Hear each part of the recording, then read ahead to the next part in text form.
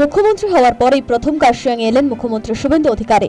এর আগে উত্তরবঙ্গ সফরে এলেও পাহাড়ে ওঠেননি তিনি, শিলিগুড়ি থেকে ফিরে গিয়েছেন। মুখ্যমন্ত্রী হওয়ার পর শুভেন্দু অধিকারীর প্রথম পাহাড় সফরে তাকে সংবর্ধনা দেওয়া হলো।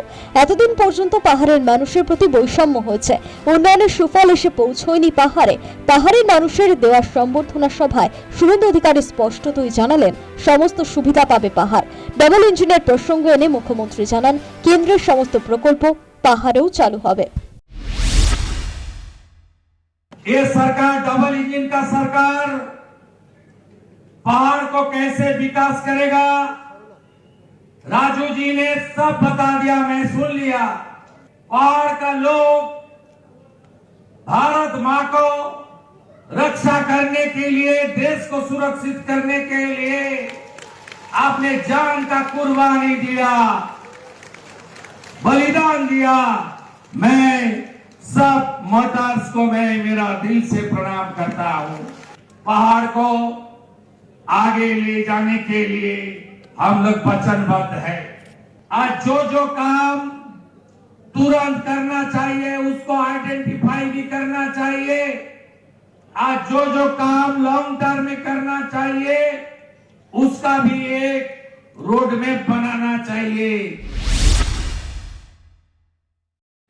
মুখ্যমন্ত্রী থাকাকালীন মমতা বন্দ্যোপাধ্যায় নিয়মিতই পাহাড় সফর করেছেন, কিন্তু অভিযোগ মুখ্যমন্ত্রীর দেওয়া প্রতিশ্রুতি কার্যকর হয়নি।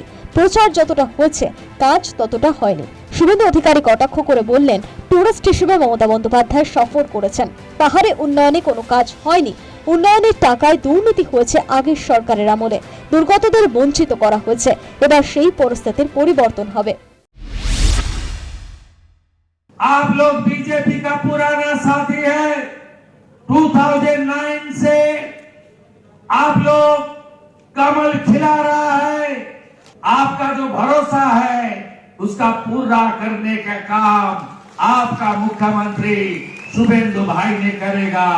हमारी बंगाल में वो जो नेगेटिव सरकार था, जब सरकार काम तो कुछ नहीं किया, लूटने का काम किया। सिंडिकेट राज और काटमानी और पहाड़ की जनता के खिलाफ उन्होंने बार बार पहाड़ में टूरिस्ट बन के आई।